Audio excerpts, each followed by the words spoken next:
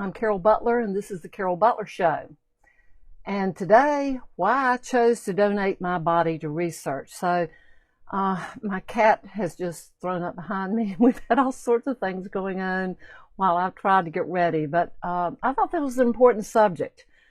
And before I can tell you why I donated my body to research, I did this many years ago. There's nothing wrong with me that I'm aware of that would make me decide that that was something I needed to do. So there's nothing wrong with me. I'm not dying. Well, we all are, but I'm not particularly right now.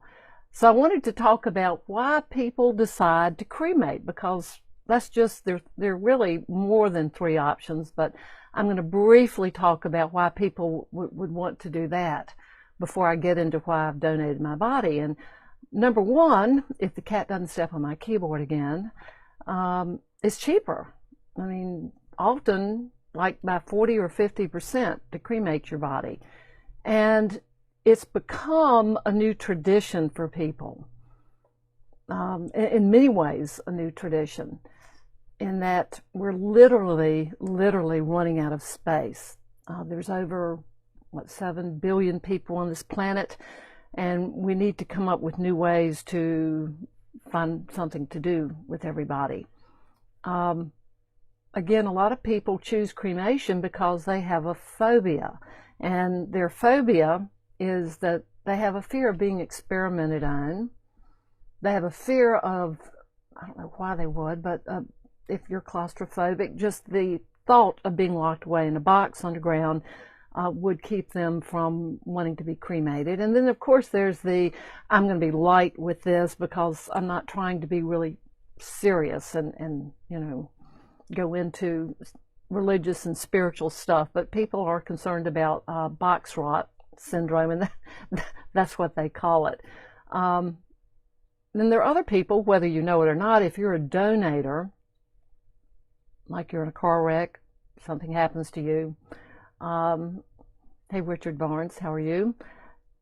They are not going to take every single little piece of you. They're going to take your cornea, or they may take your organs for research. So you don't get to pick, I don't think, which organs only get to be donated when you put that on the back of your card. A lot of people, when they're cremated now, and I didn't know this, so I found this totally interesting, you can become a part of a diamond. You can be made into jewelry. Now, I've known that people wear people in a locket. I think most interesting was that people request that their ashes be used to fertilize a tree and thus become a living memorial for someone that you loved. And the difference between being buried and, of course, being cremated is that you can have a service. You have all the time in the world to plan a service, because you can put little ashes in a jar, and you can spend months planning a service, a memorial service, where with a body, 3 or 4 days, usually no more than 7 unless you're some dignitary, and then special things like refrigeration. And anyway, there's just some differences. A lot of people choose to be cremated because the person they love had a place in a cemetery, and then they ran out of room, or they didn't buy a place right next to them. And I think that would be disconcerting. So if you cremate yourself, then you can sprinkle your ashes on the ground next to someone that you love. So in essence, you're still with them. Now, why do we bury the dead? And I'm really not going to I know so much more about this than I want to cover in this, because I really want to cover why I'm donating my body to research. But I think it's important to know I'm not trying to persuade anybody to do one thing or the other. But why do we bury the dead? And one reason, and it happened back because of a plague in, I think it was 1965. And 6 feet deep it was deep enough to keep the plague from surfacing if it rained, and to keep critters from getting the body of someone they loved. So 6 feet just became some sort of standard because of the plague. And now from state to state, and this is a little disturbing to me if you're considering being buried, there is not a consistent depth. That the usual depth is, you can be shallow, frankly, as 18 inches. And a lot of people, 36 inches. That means from the top soil to your casket, which I found that interesting. But so they're burying shallower. It's not always 6 feet. And another interesting thing that, because I did do a little research before I started talking about this, I didn't want it all to be personal opinion. Although for me, when I get to me, it is totally personal opinion. A lot of people are even stacking coffins. Maybe you die together in a car wreck, and if that happens, you save money if you stack yourself. So that's another thing to think about that you might make arrangements for. But I looked up the average cost of a funeral, and that's always bothered me, that it costs so much. That, again, that's a personal thing. If money were no object, I'm sure we would do balloons and hold festivals, and they would go on for weeks at a time and celebrating someone's life. But the average cost of a funeral is anywhere from $7,000 to $10,000. And if you haven't made plans for that, and that's what you want, that's very inconsiderate to your family, who has to pop up that money and make decisions about things like who's going to be the funeral company, and you're going to pay them to come pick up whoever you love who's died. You're going to pay for a service that you probably haven't written yet. You're going to pay them to embalm you. You're going to pay, the most expensive thing about burial is the casket. Then you're going to pay for the burial in the cemetery and the hearse. And yes, there's an opening and closing of the grave charge. Then there's the pick out the headstone and pay for that and what's it going to say, and that takes a while. You're going to pay for thank you cards and preparing the body, and it just goes on, and that's just a few, and that can expand. So I think I'm being generous saying that a funeral costs somewhere between $7,000 and $10,000. So let's get to the meat of why Carol Butler here decided, I would say since 2007 was when or somewhere around there, 2005, hey Debbie, why I decided to donate my body to science and research. Does it mean I'm more religious than anyone I'm talking to or less? No. Am I against burials and cremations? No. It's totally personal, and I have reasons for that, and I'm going to just share the reasons. I do believe with all my heart and my spiritual, not even upbringing, just something I've decided after years of study, that this shell that I'm walking around in is just a body. It's just a vehicle to carry who I really am around. I had nothing to do with how I look, whether, I'm black, white, purple, male, female, born in the United States. This vehicle, for whatever reason, is carrying who I am, and God knows who I've been in other lives. I'm sure it's been very entertaining. But I regard death as a shedding and not a losing of me. I think you have to decide, is your body leaving your soul, or is your soul leaving your body? And I happen to feel like, the body gets worn out. And how many bodies have you had in your lifetime? Now think about this for a minute. I'm serious. How many bodies have you had? You were born, you had the baby one, then you had the child body, then you had the juvenile one, and you had the young adult, you had the adult body, and for the rest of us, you had the middle-aged body, and if you're like me, you've got the older body, and anyway, you get the picture. You've got a lot of bodies. So if you really think your body's going to live on, and the Egyptians did, and that's another story. I'll have to do something about why they preserved, and no one still knows their beautiful embalming techniques. And by the way, we're one of the few remaining countries that still embalm, which just makes sure you're dead, because for those that were claustrophobic and afraid that they might be alive, they used to put bells on their chest. And then that's why you had someone staying in the cemetery. If they heard a little dingling, they dug someone up to make sure it wasn't just rigor mortis. I don't even think they understood that process. But why donate to research? And here are my thoughts. First, it's not like I have family. I don't. I have a cousin or two, and I have Catherine, of course, and that's my family. All mine's gone, but I had family when I made this decision. But for someone thinking about it, there is no financial burden to anyone left behind if you elect to donate your body, because guess what? It's free. And the number one reason for me is I absolutely, with more passion than I can convey, despise using animals for surgical research. I was very young, 23 years old, and I had just moved to Raleigh, and one of my first temporary jobs, that's what you did back there. When you moved, you could get a job. It's very easy. I won't name the company. It doesn't matter because they all do it. We all benefit from them having done that, and that's a whole nother thing. But what I saw that they did to animals at this pharmaceutical company, I've never gotten over. I left. I met 92 professors that day and research scientists, and I vowed that I would do everything in fact, I spent 10 years in Raleigh fighting that, as a matter of fact.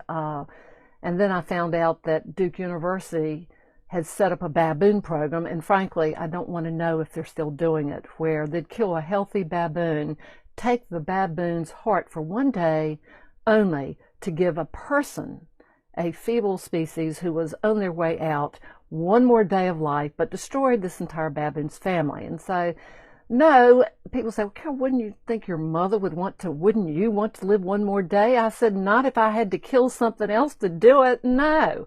But I know I'm the product through antibiotics of that having happened many times. But I'm totally against it. So I thought, how can I personally do something that would be meaningful where that might stop at some point? And other people do feel like me. So I truly, with all my heart, think doctors need the help. They need help. And would you want someone out there that's operating on animals? They've only done cats or dogs or frogs, doing heart surgery on you. I want some use out of something apparently, for me, I've about used up, and I don't want to deprive a doctor of the education I feel passionately that they need. And if I'm gone, it's not helping me anymore. As a matter of fact, Cambridge, and I just picked them out of the blue because there are many medical schools, and I'll tell you the one I've donated myself to. But Cambridge Medical School uses 48 cadavers a year. And I like to smile, so y'all bear with me and say abadabba cadaver for me, because I feel like I'm going to be magic where I'm going. Because I want some magic to happen, because I generously give myself and what's left of me so that a doctor will be able to save someone else's life. And I don't know how many that are listening or who later will tune in have ever been to Body World or read the book or seen the CD. I went to it, and my friend Margaret was so sick she couldn't. But I went there, and instead of going, ooh, I wonder what it's going to look like to see people inside out, is that the Discovery Center? Instead, they had a horse and they had a rider on it, and I have never, ever been so impressed with the anatomy. And there has to be a God. You cannot see a butterfly or a fly or the human anatomy and not feel that there's some higher something that created the magnificence of the human body. It was such a marvel, and it's still such a mystery. We cannot recreate even a fly. But it truly was my friend Margaret who commented to me just in passing many years ago, well, you know, Carol, I've donated my body to the University of Chapel Hill. And I said, well, that's well and good, Margaret, but you don't think they're going to come to South Carolina and pick you up now, do you? And she went, oh my God, we've moved. I'm in South Carolina now. I've got to fix that, because you can't say donate it to Texas and live in California. So immediately she asked me if I would contact the University of South Carolina. And I was talking to them about their gift of donor. And I said, send 2 packets just so I can be an informed person since my friend is doing it.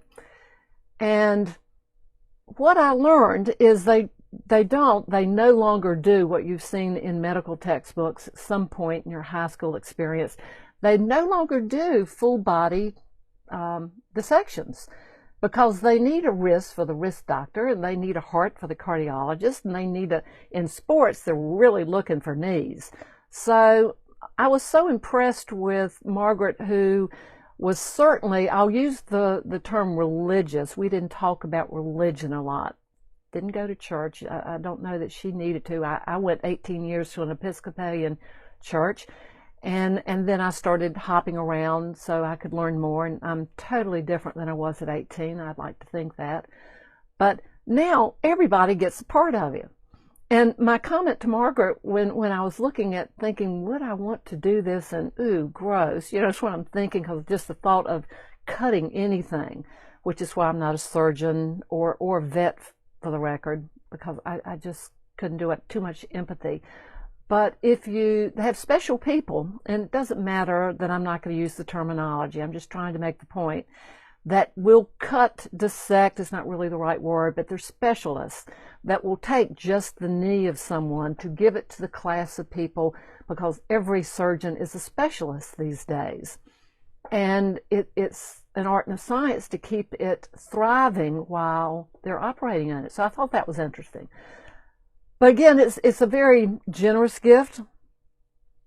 It makes budding surgeons and doctors do something that I like to think they do anyway. I'm not sure, after many of the surgeons that I've met in my life, that they can, that they have to kind of, this is my job and I must do this. But I want them to reflect on death and dying, and more than that, on living. And when they're doing this, I know they're mannequins that I think high school and college students certainly should be practicing on, and computer images and data from scans, unless they're going into medicine. If you're not going into medicine, quit cutting up frogs. Really, come on. And quit taking cats from shelters and thinking that, nobody wants them anyway, we're going to kill them. Stop it, unless you're going to be a surgeon. I still don't approve, because there are people just like me that need to know you can donate a body, and each state has a different body donation process. So in North Carolina, you might be looking at the University of North Carolina and just get some information from them. And if you're in South Carolina, it's the University of South Carolina in Columbia. And I've just disliked for my entire life that I was listed as an organ donor on my driver's license at the DMV. And when I became a full body donor, there is no designation at the DMV. And I said, wait a minute, I can't donate something, because I can't just send them, we're just going to use her heart, but you can have the rest of her. That's not how it works. If you're a full body donor, you cannot designate yourself as a donor at the DMV. And I think that all of us should be writing letters so that they know who to call. And in fact, I can promise you that before the sun sets, because I've thought about this, I'm going to make a card to carry in my wallet, maybe have a little case where my driver's license is, and say I'm a full body donor. So pick up the phone and call the University of South Carolina and don't touch me, because I will help so many more people, the doctors, the students. And that just really bothered me that I could not do that. But if you're interested, just call them. They'll send you the paperwork, and they'll tell you all about it. And it's as simple as, if I die, a phone call was made and they come get me. And it doesn't take them that long. I was with Margaret, and they were so kind and sweet, and I'm not going to get emotional about that. She was my great friend for 17 years. And they came and got her, and they were very respectful. And she went a step further than I did. And I'll tell you about that in a minute. But donors, meaning me, I'm going to be some student's first patient, and that student, or students, because I'll be in parts and pieces, are going to be my final caretakers. And I don't know, I just think that's sweet. And people say, well, Carol, aren't you concerned they're going to joke about you, as they're doing stuff? I said, well, I hope they do. I mean, how can you be so serious all the time? I mean, we're so fragile. Laugh when you're alive. And I don't care when I'm dead. Now, if I'm in surgery, they're making jokes, I'll get them because I'll probably remember it. But when I'm gone, it's a shell. If they think something's funny, I think that relieves tension, and I don't care. I'm not there. I'm not going to be in the ground if I'm buried. I'm not going to be the ashes scattered. My little soul's going to be traveling all over the world, all over the universe. I think it's going to be fun. But by the way, at the end of the year, they never know who they're cutting on. They don't know, hey, this is Carol Butler, playwright, live streaming, author, presentation giver, course creator. They're not told things like that. What did I do in my life? I rescued animals. They don't know a thing about me. I'm just a body. But at the end of the year, when they've graduated, they all get together and they invite family, and they honor the donors with memorial services for the family, and they say something that I should have done for Margaret. I just should have done. I just didn't know I could. They do interdenominational prayers that even I could write for myself. And I could have written one for Margaret. And frankly, I did hold a memorial service for her, but it wasn't at the University of South Carolina because her body might have been there, but Margaret wasn't there. And so, but maybe just cause I'm a writer, I should write my own little thing, and it would have something to do with ensuring that they did the right thing, becoming a doctor to help the living, but certainly not by cutting up other species. They should work on us. If they're going to operate on us, they need to cut on us. I think the understanding and the appreciation students will get far exceeds any satisfaction I'd ever had being lost in dirt or wasted in ashes, unless someone buried me under a tree. And by the way, when they're done with you, because, they're not going to, I don't know that they'll use hair for something, but who knows what they're learning to do right now. Sometimes families do ask that when you're through with the research after a body has made a donation, I think about 50% of them ask for the remaining ashes to be returned. So they win both ways. So I don't want someone to be concerned with ashes. I want someone to be concerned with my soul. And if they want to talk to me, they're going to reach me that way. And that's what prayer and we're all interconnected. That's why when you're thinking of someone, suddenly they're thinking of you, just out of the blue. It's amazing. I'm alive now, and frankly, even a stone with my name will be lost over time, so we need to get over it. We're going to be forgotten at some point. So I don't care that the shell is forgotten. While I'm alive, I want to make a difference. And I want to make a difference when I'm dead. So I want to do a double win. I hope I'm making a difference with the things that I'm doing now in my small world. I'm not a politician. I'm never going to be Mother Teresa, but I have big plans that are always good. I always call myself a force of good. And that's not arrogant. That's what I thrive and strive to be. So the difference is I want to make it when I'm alive and dead, not worried whether I'm remembered or not. I want to be acknowledged while I'm here. So, and don't send me flowers when I'm gone. What a ridiculous thing to do. Pot a plant, grow a tree, make a donation to an animal shelter.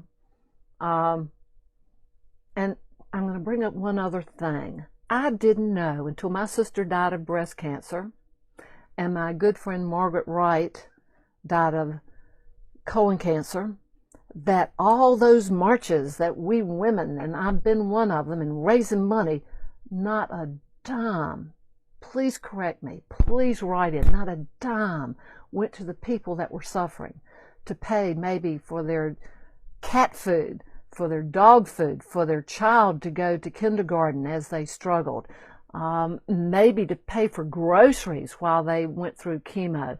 It all went to researchers. And, I don't think they're doing such a hot job. I'm sorry. I know cancer is so complicated. There are 200, 400, 500 kinds of breast cancer. But we should have made a little bit more progress. And I think we have. Women are living now. Now it's a chronic disease. But all the money and all those marches doesn't go, I think it should go 50-50. Give 50% to the researchers and 50% to people that will distribute it, instead of relying on a church and a congregation to look after someone, although churches do a great job doing that. So anyway, that's just a little comment I'm throwing in. And I think we need to appreciate our bodies, but more our souls. So I dug up some facts just to give you appreciation. This will be your entertainment today, because I always attempt to be informative and entertaining. That your eye is so sensitive that you can spot a candle flicker at night, by the way, up to 30 miles away. And even if you're nearsighted, in fact, if you're nearsighted, you can probably see it better because it magnifies the light. And I always wondered, if you're on a ship, how far is the horizon? How far can you see with your eyes? So, and I have the answer to that too. Fun fact, 18 miles, by the way. If you've ever wondered, the human eye can see across from a ship over, it still looks flat, and I understand why people before Columbus thought it was flat, but you can see 18 miles. Your brain, by the way, can read 1,000 words a minute, and now that we're getting ready to kill bananas off with some crazy fungus that, by the way, they think that bananas might not be around in the next 10 to 20 years. I hope someone finds a way to stop that. But get this, humans share 50% of their DNA with bananas, so maybe we should be concerned. In one day, your blood travels 12,000 miles around your body. Now, that turns out to be 4 times like you're going from one end of the coast to the other, from the East Coast to the West Coast. So I found that just fascinating. We are incredible, made, constructed, created. And 90% of the cells that make us human, now this will really shock you. I just find it entertaining. They're not human in origin. Don't get me started on where I think the other 10% comes from. But we're mostly fungi, and bacteria. And this is, look it up yourself, and I know don't believe everything you read, but there's so many fascinating things about the human body that I don't want to be a doctor, but I just want to have a great cocktail conversation if I ever went to a cocktail party. But this is information from Distractify, and they've got like 40 fascinating, astounding facts, that's the word they use, about the human body and how amazing it is. So I'm not disparaging the body when I'm calling it a shell. I don't by any means mean to be suggesting that. What I do suggest, and I did write a book, by the way, called Living Inside Out, Be Who You Imagine You Can, because I imagined I could be an author. And it's not a biography.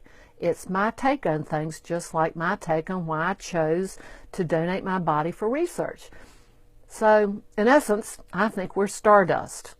And that's the name of my publishing company, by the way, Stardust Moments Press. So now you know, why did I choose that? We have a brief breath. We share our paths that take us around and wind us through many people. We are so lucky. Everyone comes into your life for a reason. And I think mainly, I believe that we are spiritual beings having a human experience. And because of that, the body is a gift. And the irony, as with love, is that you must give it away. You must share your talents, whatever they are. That you must share your gifts. And you must use the body's mobility and your intelligence and its preciousness to experience the wonder of being alive and knowing the people you know. And I'm going to wrap up, so yes, this is coming to an end, with one of my favorite quotes, and it was from a Lakota Indian. And his name was Luther Standing Bear. And he said this, and I want to read it because I don't want to butcher it. So let me get over here where I can read it exactly. Knowledge was inherent in all things. The world was a library, and its books were the stones, leaves, grass, brooks, and the birds and the animals that shared, alike with us, the storms and blessings of the earth. That is absolutely one of my favorite quotes because we learn so much from nature. And no matter what you choose concerning your remains, I mean, make sure while you're here, present on this planet, you use this precious vehicle to inspire love and help people and yourself to be the best you can be, because after all, what the world needs now more than ever, and let me be redundant, what the world needs now more than ever, and please sing it and hum it the rest of the day, is love, sweet love.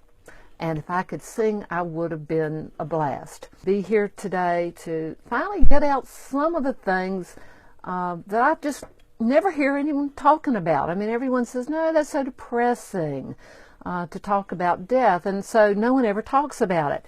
But I'm saying it's so exciting. Not dying, living is exciting, but if you're dead, for goodness sakes, what a great thing to do. The doctors need to be better, and they need to stop practicing on animals. So look into it. It's just an option, and I don't think it has anything to do with your religion, because I think whatever your faith is, you have to believe you just didn't materialize out of thin air. And whatever it is that you think that you came from, aliens or otherwise, make the best of the time while you're here. And, let's quit calling people names, and let's love people. Let's just love. And everything you do it out of love, not fear. And so this has been Carol Butler on the Carol Butler Show. Thank you again for tuning in. Please leave remarks. Please ask me questions. I promise you I'll answer them the best I can. No one has all the answers, but I certainly never hear anyone talking about this, and I thought it was very important to get it out. So thank you again so much.